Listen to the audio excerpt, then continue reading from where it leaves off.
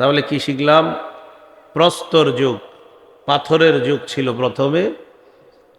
সেই যুগের পরে আস্তে আস্তে মানুষ ধাতু আবিষ্কারের প্রয়োজনীয়তা দেখা দিলে তখন তারা দেখলো বর্তমানে যাকে আমরা ফিলিস্তিন বলে জানি, এই এলাকায় আল্লাহর নেয়ামতে পরিপূর্ণ এলাকা, খনিজ পদার্থে ভরা একটা এলাকা। তখন মানুষ এখানে বসবাস করা শুরু করলো। খ্রিস্টপূর্ব 3200 সনের কথা। ব্রোঞ্জ যুগের সূচনা হয় তখন। সর্বপ্রথম তখন এই টিন আবিষ্কার হয়। আরব উপদ্বীপ থেকে কেনানি নামে একটা সম্প্রদায় তৎকালীন ওই এলাকায় গিয়ে বসবাস শুরু করে, যেটাকে আমরা ফিলিস্তিন বলে জানি। তাদের একটা অংশের নাম ছিল ফিনিশিয়ান, আরেকটা অংশ ছিল আমরীয়, আমরীয়দের একটা অংশ ছিল হেক্সুস। হেক্সুসরা আল কুদস শহরের গোড়াপত্তন করে নাম রাখছে ওরসেলিম। তার কয়েকশো বছর পর ক্রিট, ভূমধ্যসাগরীয় দ্বীপ ক্রিট থেকে ব্লেসড নামে একটা জাতি সেখানে যায়। যাওয়ার পর ওই ওরসেলিন এলাকার নাম রাখলো তারা বালিস্তিন, যেটা বর্তমানে রূপান্তরিত হয়েছে ফিলিস্তিন। এই হলো ফিলিস্তিন। বরকতপূর্ণ হওয়ার কারণেই ইসরায়েল যারা, তাদের লক্ষ্য টার্গেট হলো তারা বাইতুল মুকাদ্দাসকে প্রধান কেন্দ্র বানিয়ে সারা পৃথিবী তারা শাসন করবে। এটা তাদের টার্গেট। এই লক্ষ্যে তারা 1917 থেকে ব্যাপকভাবে কাজ করা শুরু করেছে। 1917-তে ফিলিস্তিনে ইয়াহুদিদের সংখ্যা ছিল মাত্র 8%।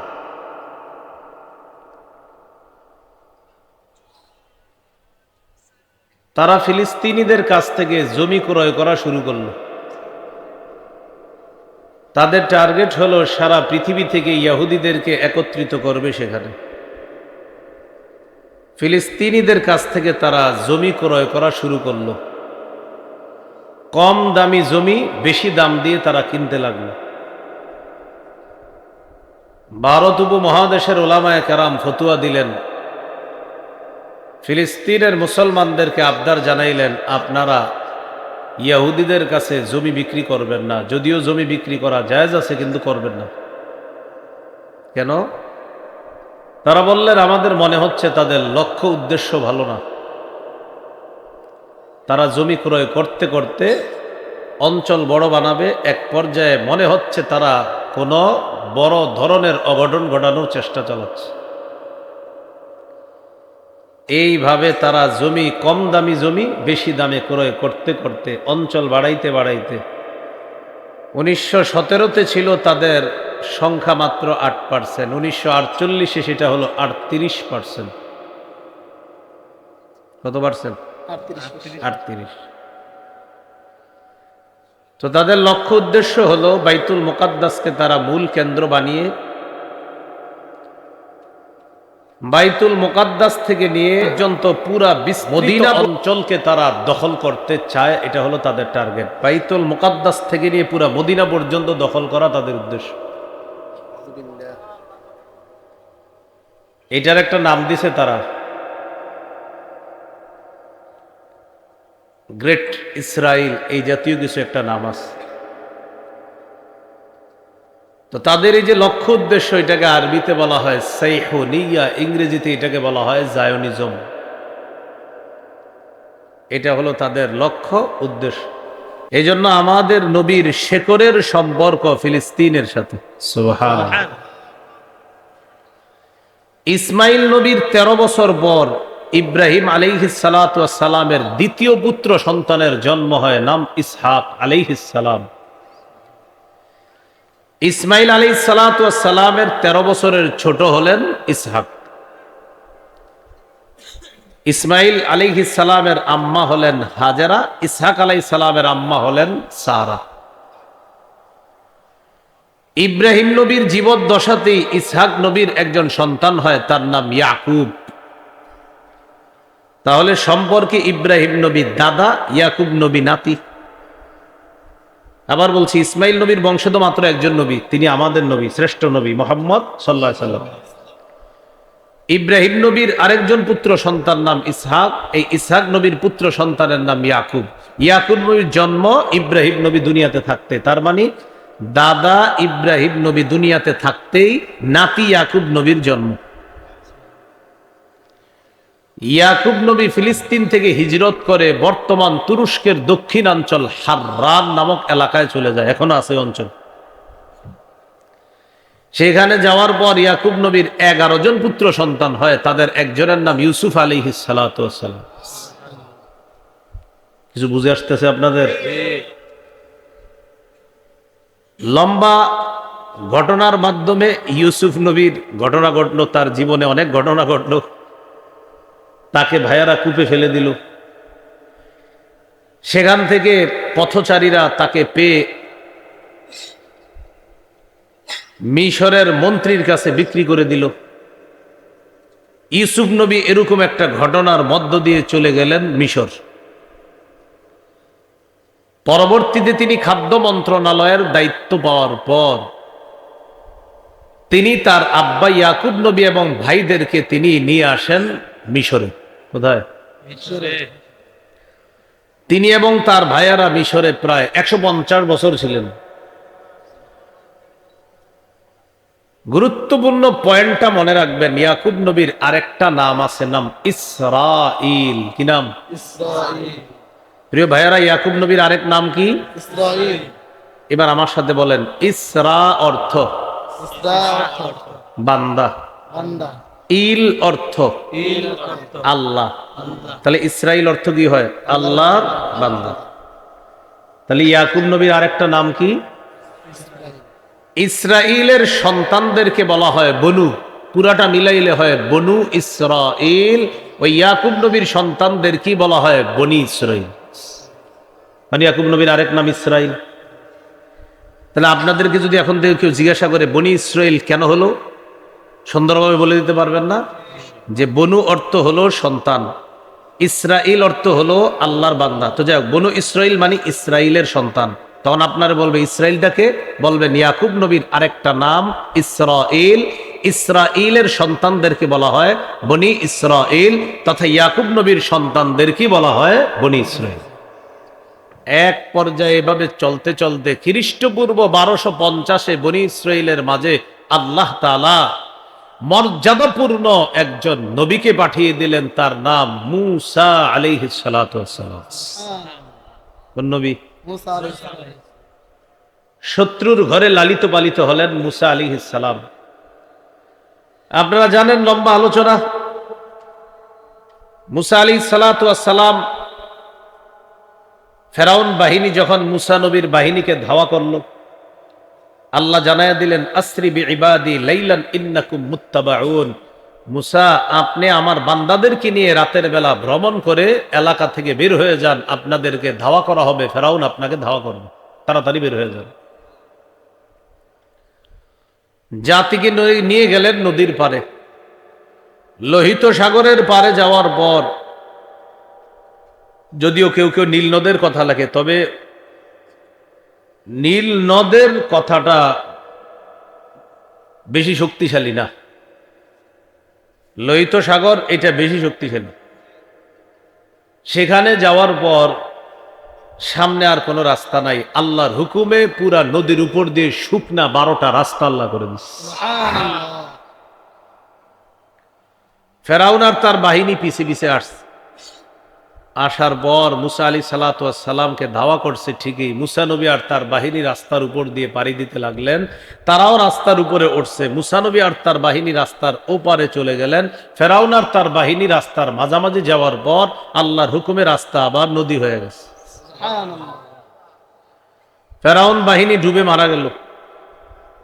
মূসা নবী মিশর থেকে বনি ইসরাইলকে নিয়ে চলে গেলেন নদী পাড়ি দিয়ে ওপারে। যেখানে গেলেন এই এলাকাটার নাম সিনাই। কি নাম? সিনাই। সিনাই পর্বতের কথা কোরআনেও আছে, তিনি ওয়াজ্জাইতুন ওয়া তুরি সিনিন,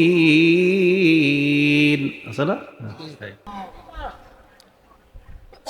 কোরআনে বর্ণিত পবিত্র ভূমি ফিলিস্তিন, বাইতুল মুকাদ্দাস এবং এর আশেপাশে যে এলাকাগুলা, এগুলাকে বোঝানো হয়েছে। তো প্রথম নবী তার সম্প্রদায়কে বলছেন, হে আমার সম্প্রদায়, তোমরা পবিত্র ভূমিতে প্রবেশ করো, যেই ভূমি আল্লাহ তোমাদের জন্য নির্দিষ্ট করেছেন। ওয়ালা তারতাদ্দু আলা আদবারিকুম, পিছনে ফিরে যাও না। ফাতানকালিবু খাসিরিন, তাহলে তোমরা উল্টে গিয়ে ক্ষতিগ্রস্ত হয়ে যাবা যদি পিছনে ফিরে যাও। তাহলে প্রথমে একটা কথা শিখলাম, কোরআনে বর্ণিত পবিত্র ভূমি সেই ফিলিস্তিনের ভূমি। দ্বিতীয় কথা, নবী রাসূলদের স্মৃতি বিজড়িত স্থান বাইতুল মুকাদ্দাস এবং এর আশেপাশে। অসংখ্য অগণিত নবী রাসূলদের জন্ম বিভিন্ন স্থানে হলেও আল্লাহ তাদেরকে হিজরত করিয়ে এই বাইতুল মুকাদ্দাস এবং আশেপাশের এলাকায় এনেছেন। অসংখ্য নবী রাসূলদের কবরও আছে, যেমন সূরা আম্বিয়ার ৭১ নম্বর আয়াতে আল্লাহ বলেন, وَنَجَّيْنَاهُ وَلُوطًا إِلَى الْأَرْضِ الَّتِي بَارَكْنَا فِيهَا لِلْعَالَمِينَ। আমি ইব্রাহিম এবং লূত আলাইহিমাস সালাতু ওয়াস সালামকে জালেমদের থেকে মুক্ত করে ওই ভূমিতে নিয়ে গেলাম, যেই ভূমিটা আমি গোটা বিশ্ববাসীর জন্য বরকতপূর্ণ বানিয়েছি। এটা ওই বাইতুল মুকাদ্দাস যেখানে অবস্থিত সেটাকেই বোঝানো হয়েছে। ইকু লাগবে না, ইকু লাগবে না। ৩ নম্বর কথা, কোরআনে বর্ণিত বরকতপূর্ণ ভূমি বাইতুল মুকাদ্দাসকেই বোঝানো হয়েছে।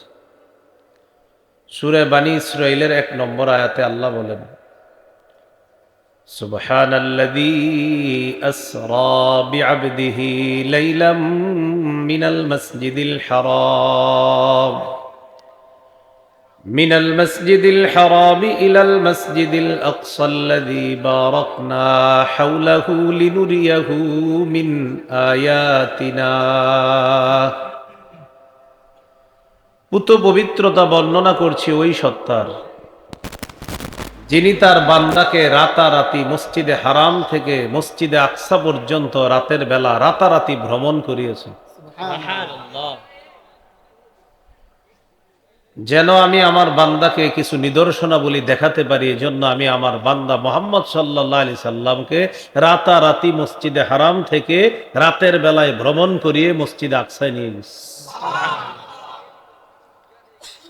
আল্লাযী বারাকনা হাওলাহ, যেই মসজিদে আকসার আশেপাশ পুরাটাকে আমি আল্লাহ বরকতপূর্ণ বানিয়েছি, বরকতময় বানিয়েছি। আশেপাশের পুরো অঞ্চলকে আমি বরকতপূর্ণ বানিয়েছি।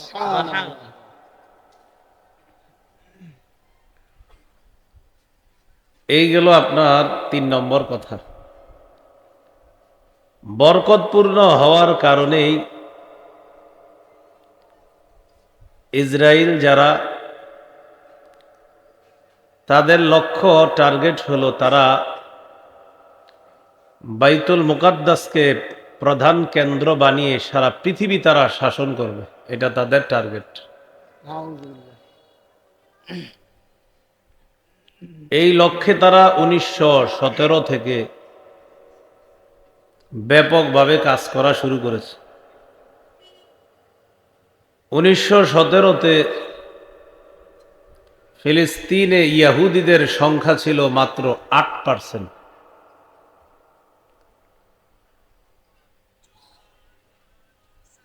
তারা ফিলিস্তিনিদের কাছ থেকে জমি ক্রয় করা শুরু করলো। তাদের টার্গেট হলো সারা পৃথিবী থেকে ইহুদিদেরকে একত্রিত করবে সেখানে।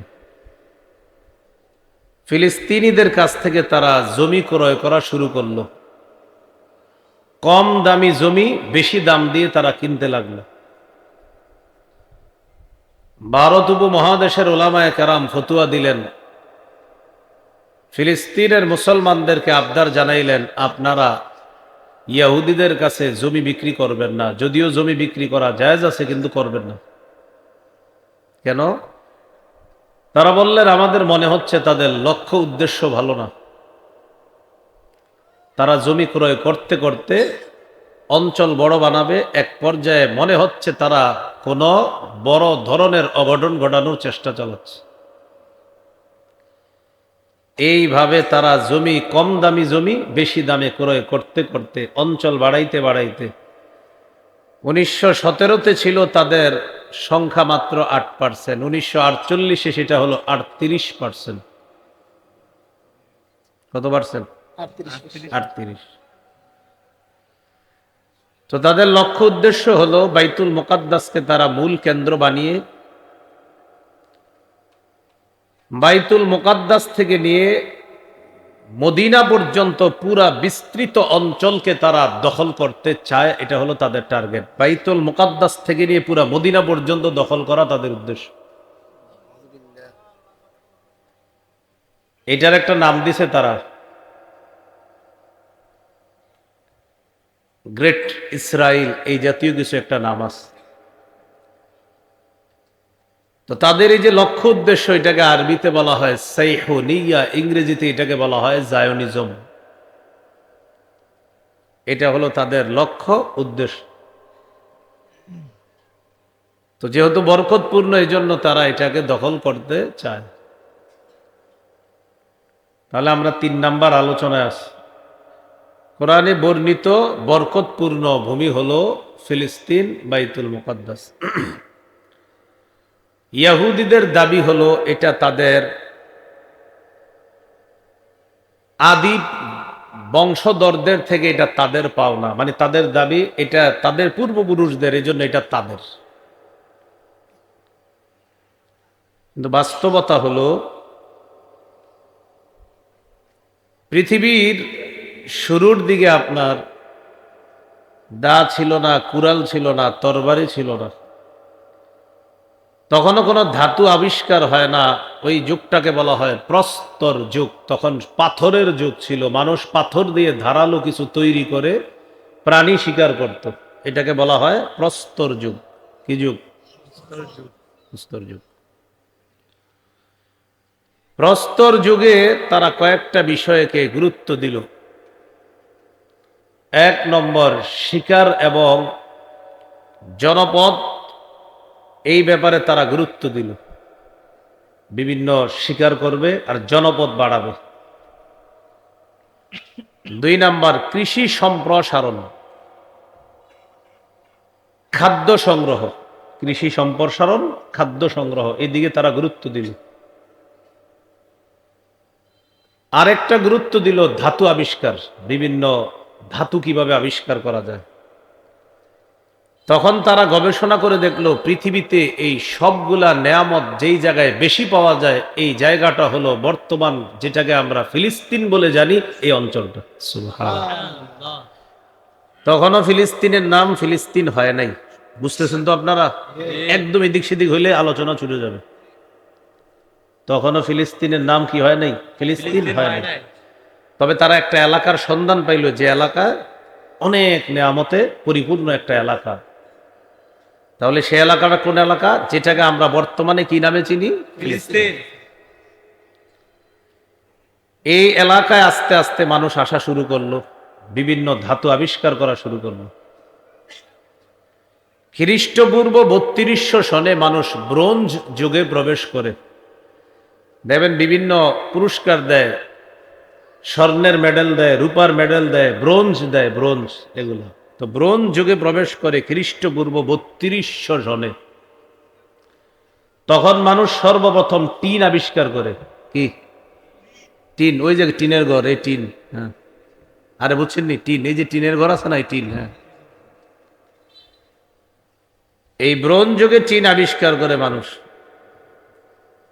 ওই যুগে আরব উপদ্বীপ থেকে একটা জাতি, বর্তমানে যারে আমরা ফিলিস্তিন বলে জানি, সেখানে গিয়ে বসবাস শুরু করলো। তাদের নাম হলো কেনআনী সম্প্রদায়। কি নাম?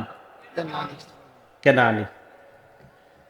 তাহলে আলোচনা বুঝে থাকলে বলেন তো, ইয়াহুদীদের দাবি আমাদের পূর্বপুরুষরা এখানে বসবাস করত, অথচ ইতিহাস বলছে কেনানিরা সেখানে সর্বপ্রথম বসবাস গোড়াপত্তন শুরু করে। এই কেনানি সম্প্রদায়ের একটা এলাকার নাম, একটা অংশের নাম ছিল ফিনিশিয়ান সম্প্রদায়। কি সম্প্রদায়? ফিনিশিয়ান। তারা ফিলিস্তিনের এক এলাকায় বসবাস করত। আরেকটা সম্প্রদায় ছিল আমরীয় সম্প্রদায়। কি নাম? আমরীয়। এই আমরীয় সম্প্রদায়ের একটা অংশের নাম ছিল হেক্সুস। কি নাম? হেক্সুস। এই হেক্সুস সর্বপ্রথম আল কুদস শহরের গোড়াপত্তন করে এটার নাম রাখছে ওরসালিম। বর্তমান ফিলিস্তিন যেটাকে বলি, বা আল কুদস শহর যেটা, এটার নাম রাখলো কি? ওরসালিম। এর কয়েকশো বছর পর ভূমধ্য সাগরীয় একটা দ্বীপ আছে, দ্বীপটার নাম ক্রিট। কি নাম? ক্রিট বানান হলো ক্রিকেট আছে না, ক্রিকেট, এই কয়েক আড্ডা বাদ দিয়ে দেন, ক্রিট। ক্রিকেট কয়েক আর বাদ দিলে কি? ক্রিট। ভূমধ্য সাগরীয় একটা দ্বীপ আছে, দ্বীপটার নাম ছিল ক্রিট। এই ক্রিট দ্বীপ থেকে একটা জাতি, তাদের নাম হলো ব্লেসড সম্প্রদায়, তারা ফিলিস্তিনে গিয়ে বসবাস করে। যখন ফিলিস্তিনের নাম ওরসালিম, ওই যে একদল লাগছে, এই ব্লেসড সম্প্রদায় ওরসালিমের পরবর্তী নাম রাখলো বালিস্তিন। কি রাখছে? হ্যাঁ, বালিস্তিন। সেই বালিস্তিনটাই রূপান্তরিত হয়ে বর্তমান ফিলিস্তিন। তাহলে কি শিখলাম? প্রস্তর যুগ, পাথরের যুগ ছিল প্রথমে। সেই যুগের পরে আস্তে আস্তে মানুষ ধাতু আবিষ্কারের প্রয়োজনীয়তা দেখা দিলে তখন তারা দেখলো বর্তমানে যাকে আমরা ফিলিস্তিন বলে জানি, এই এলাকায় আল্লাহর নেয়ামতে পরিপূর্ণ এলাকা, খনিজ পদার্থে ভরা একটা এলাকা। তখন মানুষ এখানে বসবাস করা শুরু করলো। খ্রিস্টপূর্ব 3200 সনের কথা। ব্রোঞ্জ যুগের সূচনা হয় তখন। সর্বপ্রথম তখন এই টিন আবিষ্কার হয়। আরব উপদ্বীপ থেকে কেনানি নামে একটা সম্প্রদায় তৎকালীন ওই এলাকায় গিয়ে বসবাস শুরু করে, যেটাকে আমরা ফিলিস্তিন বলে জানি। তাদের একটা অংশের নাম ছিল ফিনিশিয়ান, আর একটা অংশ ছিল আমরীয়। আমরীয়দের একটা অংশ ছিল হেক্সুস। হেক্সুসরা আল কুদস শহরের গোড়াপত্তন করে নাম রাখছে ওরসালিম। তার কয়েকশো বছর পর ক্রিট, ভূমধ্য সাগরীয় দ্বীপ ক্রিট থেকে ব্লেসড নামে একটা জাতি সেখানে যায়। যাওয়ার পর ওই ওরসালিন এলাকার নাম রাখলো তারা বালিস্তিন, যেটা বর্তমানে রূপান্তরিত হয়েছে ফিলিস্তিন। এই হলো ফিলিস্তিন। খ্রিস্টপূর্ব 1900 সনের কথা। ইব্রাহিম আলাইহিস সালাতু ওয়াস সালাম, তার জাতি তাকে আগুনে পুরাইতে চাইল। তিনি তাদের কাছ থেকে মুক্ত হয়ে হিজরত করে খ্রিস্টপূর্ব 1900 সনে এই ফিলিস্তিন অঞ্চলে আগমন করেন। ফিলিস্তিন যাদের দখলে ছিল তখন তারা মূর্তি পূজারী ছিল, তবে তারা সব ধর্মের স্বাধীনতায় বিশ্বাসী ছিল। কেউ যদি আল্লাহরে আল্লাহ মানে সেটাও তারা মানত, কেউ আগুনের পূজা করবে সেটাও তারা সাপোর্ট করত। সেই হিসাবে ইব্রাহিম নবী আল্লাহর একত্ববাদের দাওয়াত দিবে, এটা তারা সমর্থন করত, বাধা দিত না যে আপনি আপনার দাওয়াত দেন। খ্রিস্টপূর্ব 1900 সনে ইব্রাহিম নবী এখানে আসলেন। আসার পর ইব্রাহিম আলাইহিস সালাতু ওয়াস সালামের একজন পুত্র সন্তান হয়, তার নাম ইসমাইল আলাইহিস সালাতু ওয়াস সালাম। মনে রাখা ভালো, ইসমাইল নবীর বংশে একজন নবী, তিনি আমাদের নবী মুহাম্মদ সাল্লাল্লাহু আলাইহি ওয়াসাল্লাম। এই জন্য আমাদের নবীর শেকরের সম্পর্ক ফিলিস্তিনের সাথে। সুবহানাল্লাহ।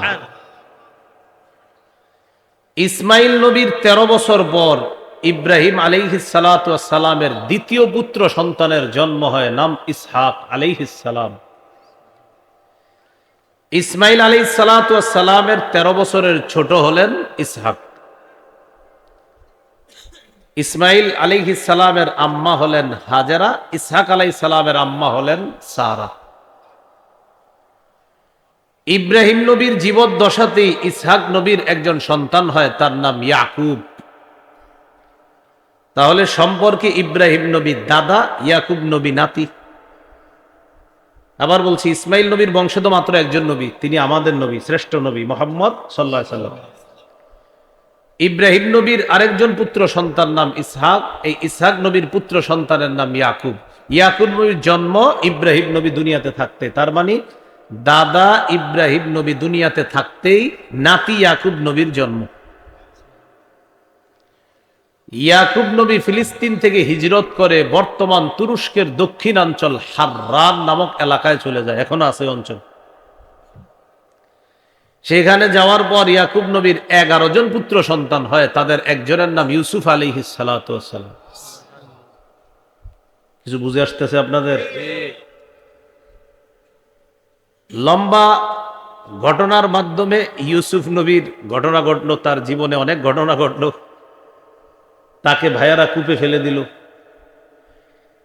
সেখান থেকে পথচারীরা তাকে পেয়ে মিশরের মন্ত্রীর কাছে বিক্রি করে দিল। ইউসুফ নবী এরকম একটা ঘটনার মধ্য দিয়ে চলে গেলেন মিশর।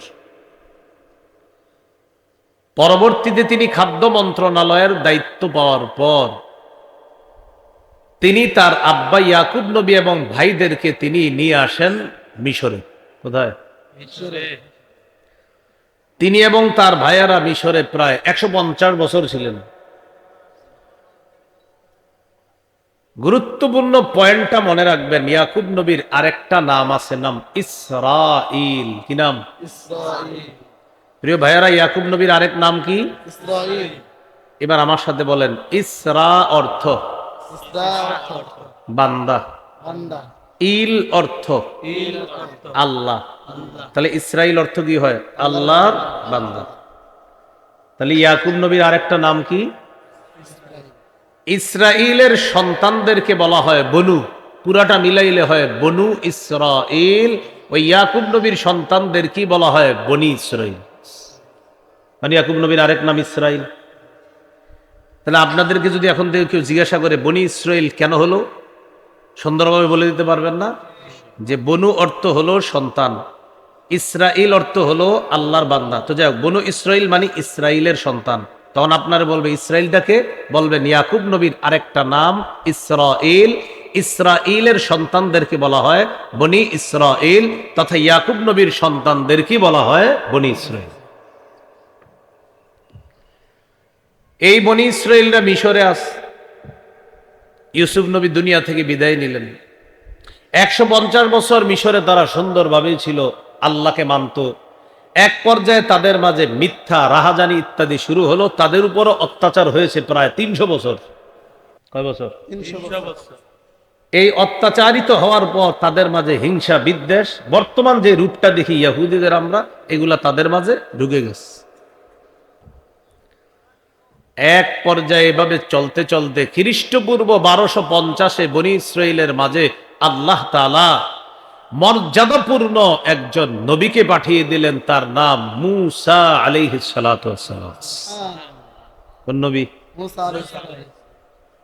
শত্রুর ঘরে লালিত পালিত হলেন মূসা আলাইহিস সালাম। আপনারা জানেন, লম্বা আলোচনা। মূসা আলাইহিস সালাতু ওয়াস সালাম, ফেরাউন বাহিনী যখন মূসা নবীর বাহিনীকে ধাওয়া করলো, আল্লাহ জানায়া দিলেন, আসরি বিইবাদি লাইলান ইন্নাকুম মুত্তাবাউন। মূসা, আপনি আমার বান্দাদেরকে নিয়ে রাতের বেলা ভ্রমণ করে এলাকা থেকে বের হয়ে যান, আপনাদেরকে ধাওয়া করা হবে, ফেরাউন আপনাকে ধাওয়া করবে, তাড়াতাড়ি বের হয়ে যান। জাতিকে নিয়ে গেলেন নদীর পারে। লোহিত সাগরের পারে যাওয়ার পর, যদিও কেউ কেউ নীল নদের কথা লেখে, তবে নীল নদের কথাটা বেশি শক্তিশালী না, লোহিত সাগর এটা বেশি শক্তিশালী। সেখানে যাওয়ার পর সামনে আর কোনো রাস্তা নাই, আল্লাহর হুকুমে পুরা নদীর উপর দিয়ে শুকনা 12টা রাস্তা আল্লাহ করে দিচ্ছে।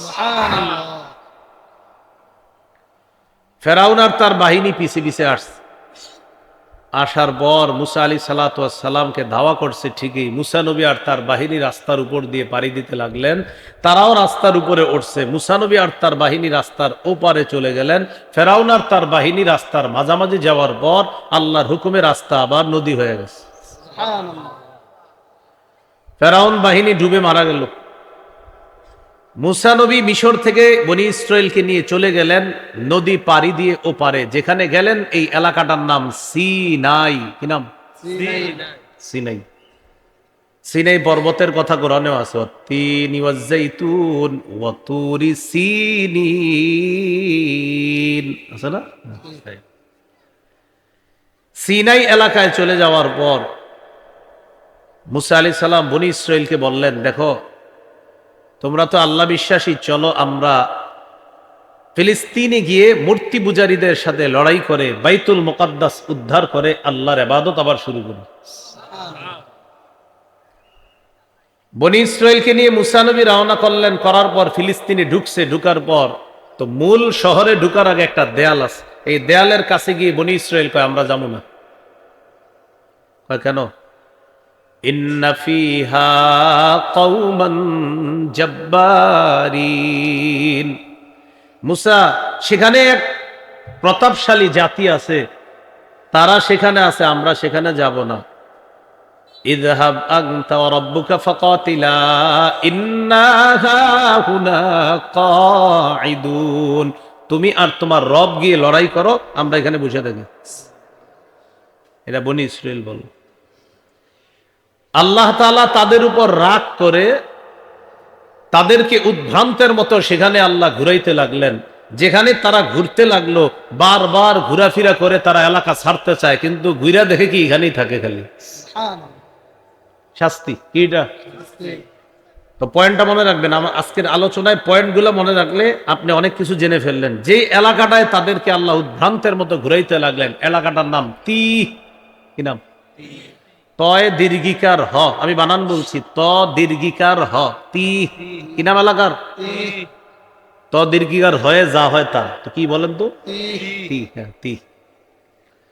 এই এলাকায় উদ্ভ্রান্তের মতো তাদেরকে ঘুরাইতে লাগলেন আল্লাহ।